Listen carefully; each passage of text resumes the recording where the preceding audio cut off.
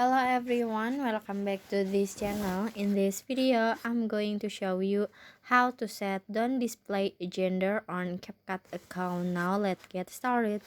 First,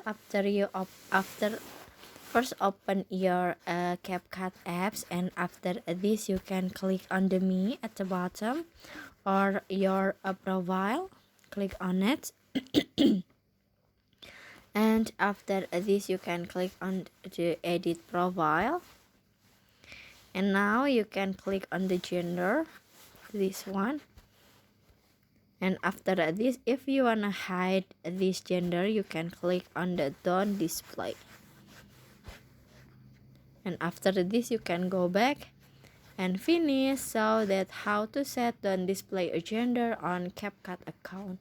I hope you found this video to be helpful. If you enjoy with the content, please consider like, comment, and subscribe down below. Bye bye.